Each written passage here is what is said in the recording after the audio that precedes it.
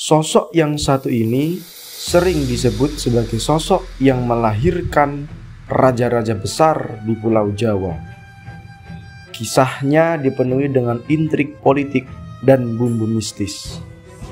Bagaimana tidak, ia yang berasal dari kaum Sudra dianugerahi mahkota raja dengan dalih titisan Dewa Brahma.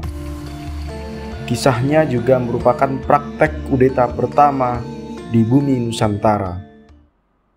Inilah Ken Arok, sang raja dari rakyat jelata.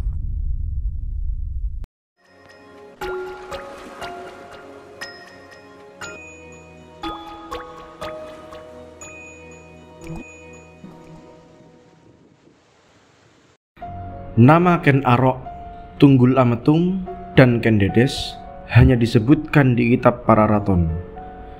Kakawin Negara Kertagama sama sekali tidak menyinggung langsung sosok-sosok tersebut. Bagian awal kitab Pararaton menceritakan kisah Ken Arok dan Ken Dedes, bagaimana ia mendirikan kerajaan Singasari. Pararaton dan Negara Kertagama merupakan naskah kuno yang saat ini dijadikan sebagai sumber untuk menelisik sejarah kerajaan Singasari sampai kerajaan Majapahit.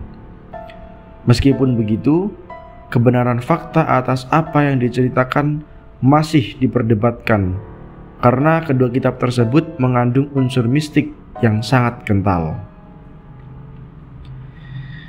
Banyak yang berpendapat mengenai asal-usul kelahiran Ken Arok. Ada yang mengatakan bahwa Ken Arok merupakan anak dari Gajah Para dan istrinya Ken Dok. Kemudian karena suatu hal, Ken Dok dibawa ke Kediri dan Ken Arok pun dibuang ke sebuah kebun. Kemudian Ken Arok ditemukan oleh seorang pencuri bernama Lembong dan diasuhnya. Karena Lembong adalah seorang pencuri, maka Ken Arok pun tumbuh menjadi seorang berandal yang nakal, pencuri yang handal, dan penjudi yang terkenal. Selain itu, ia juga dibekali ilmu kanuragan yang cukup untuk membela diri dari begal dan perampok lain. Namun, kemampuannya tersebut ternyata menyusahkan Lembong karena sering membuat onar dan membuat masalah. Hal itu yang menyebabkan ia diusir oleh ayahnya. Akhirnya Ken Arok hidup dengan penjudi kawakan bernama Bango Samparan. Disinilah Ken Arok mengasah ilmu kanuragan lebih mantap lagi. Perlu kita ketahui bahwa ilmu kanuragan atau ilmu bela diri merupakan hal yang lumrah pada masa Jawa kuno. Hal itu dikarenakan banyaknya perampok atau begal yang bisa mengancam kapan saja, sehingga belajar bela diri merupakan hal yang wajib bagi seorang ayah untuk anaknya. Dalam kitab Pararaton disebutkan bahwa Ken Arok merupakan titisan Dewa Brahma. Jadi ceritanya adalah seorang Brahmana dari India yang bernama Loh Gawe itu berkelana ke Jawa untuk mencari seorang anak.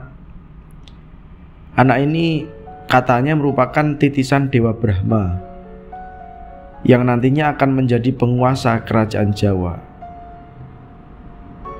Kitab Pararaton yang ditulis 2 abad setelah Singasari memuji-muji Ken Arok sebagai sosok yang agung, sakti mandraguna, dan titisan dewa yang akan menjadi penguasa jagat.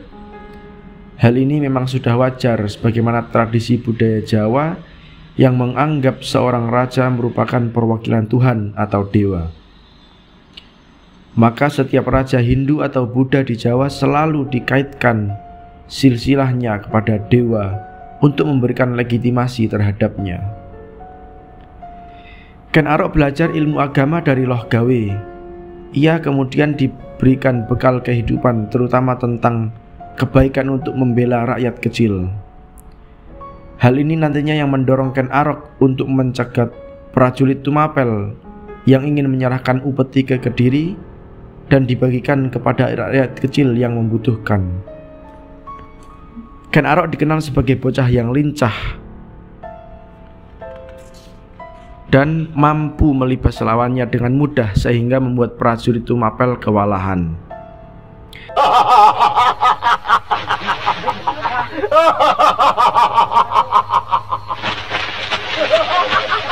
Jadi karena dari kecil Ken Arok sudah mendapatkan ilmu kanuragan yang cukup matang, sehingga ketika dia hidup di belantara hutan, dia mampu bertahan dengan cara membegal para prajurit Tumapel yang ingin menyerahkan upetinya ke Kediri. Dijegat dan upetinya itu dirampas.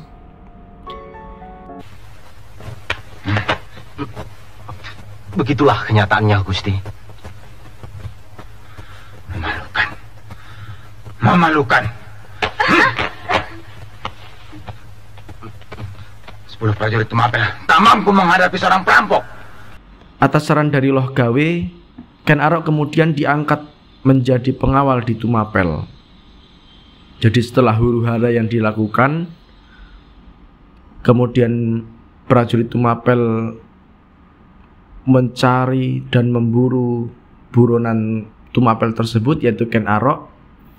Dan pada akhirnya ada saran dari Loh Gawe untuk kemudian Ken Arok menjadi pengawal di Tumapel.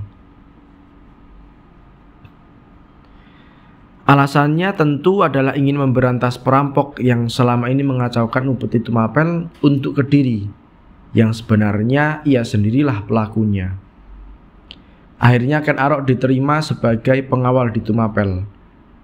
Dari sini sudah kelihatan alur cerita yang menarik, karena yang menjadi pengawal justru adalah orang yang selama ini memberontak dan membuat onar.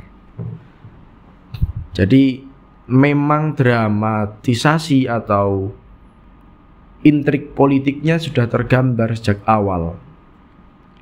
Nah, nanti di bagian akhirnya kita bisa melihat bahwa pengambilan kekuasaan Tumapel oleh Ken Arok ini sangat disiplin dan rapi.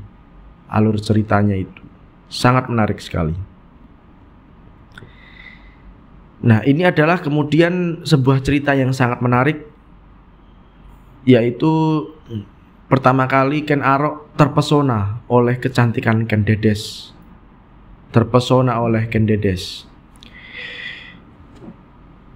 Suatu hari ketika Ken Arok mengawal Ken Dedes dan Tunggul Ametung berjalan-jalan di sebuah taman,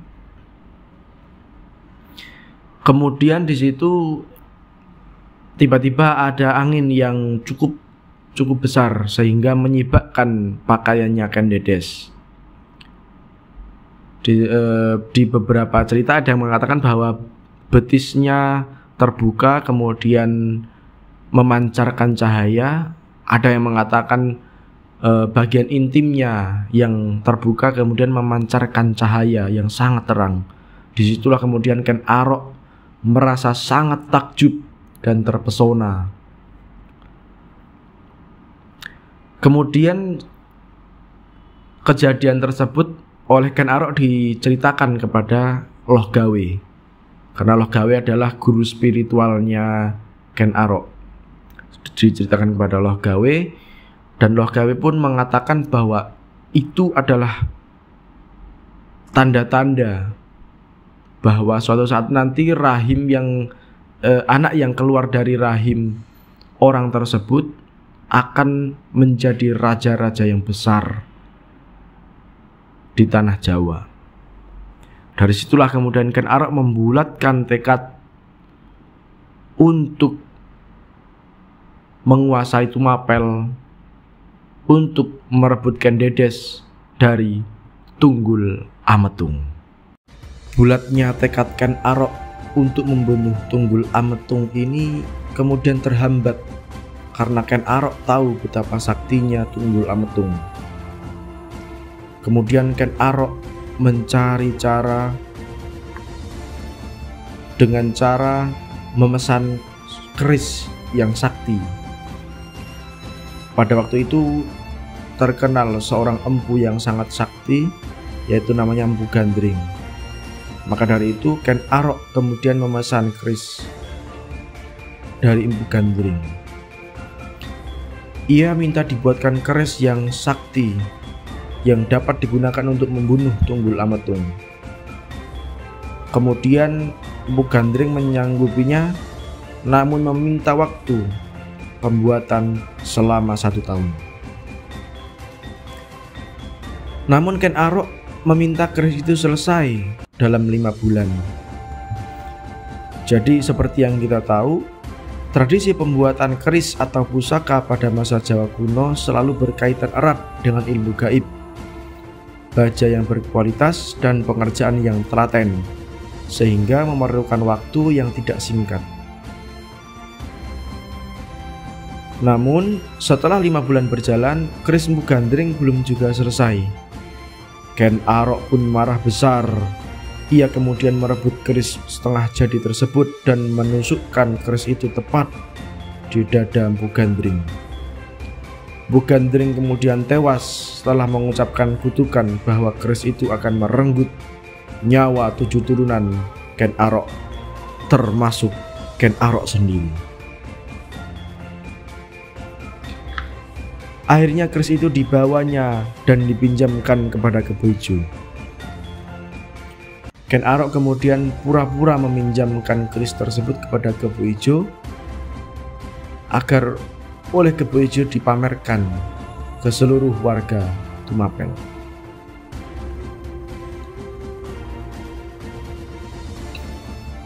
Pada malam berikutnya, Ken Arok mengambil keris Empu Gandring secara diam-diam dan menuju rumah Sang Akuwu untuk membunuhnya. Disinilah intrik politik dimulai. Sebenarnya Ken Dedes tertarik dengan Ken Arok karena ia merasa disia-siakan oleh Tunggul Ametung. Akhirnya ia membantu Ken Arok dalam upaya pembunuhan terhadap suaminya dengan cara membukakan jendela kamarnya. Rencananya pun berjalan dengan mulus. Setelah pertarungan yang cukup sengit antara Ken Arok dan Tunggul Ametung, akhirnya keris Empu Gandring menancap di dada Tunggul Ametung dan merenggut nyawa Sang Aku. Keris yang menancap di dadanya tidak dicabut untuk menunjukkan kesan bahwa pembunuhnya adalah sang pemilik keris, yang tidak lain dan tidak bukan adalah Kebo Ijo. Karena sehari sebelumnya keris itu dipamerkan oleh Kebo Ijo ke seluruh warga. Maka ketika seluruh prajurit dan warga Tumapel melihat keris tersebut yang menancap, secara otomatis orang yang dijadikan pelaku adalah Kebo Ijo. Sangat persis dengan prinsip Raja Jawa. Apa yang dilakukan oleh tangan kanan, tangan kiri tidak boleh melihat. Akhirnya Kebo Ijo diarak dan diadili atas tuduhan pembunuhan Sang Akuwu Tumapel. Setelah itu Ken Arok kemudian tampil seperti pahlawan kesiangan. Ia menunjuk dirinya sendiri sebagai Akuwu Tumapel. Langkah pertama yang ia lakukan adalah membasmi Kebo Ijo agar tidak ada desas-desus tentang kebohongan Ken Arok. Kemudian setelah itu Ken Arok tampil dan ia menunjuk dirinya sendiri sebagai Sang Akuwu Tumapel. Pengangkatan dirinya sebagai Akuwu Tumapel tentu telah direstui oleh para Brahmana, yang salah satunya adalah Loh Gawe, sehingga prajurit dan rakyat Tumapel tunduk di bawah Ken Arok. Selain itu, ia juga memperistri Ken Dedes, yang pada waktu itu Ken Dedes telah mengandung anak dari Akuwu Tumapel sebelumnya, yaitu Tunggul Ametung.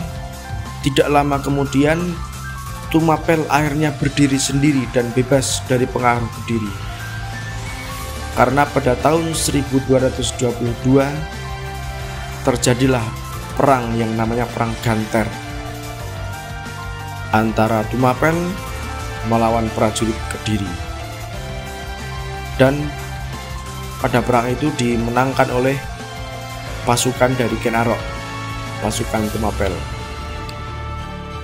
Oleh karena itu, Tumapel yang pada awalnya merupakan bawahan dari kerajaan Kediri, maka dengan kemenangan di Perang Ganter,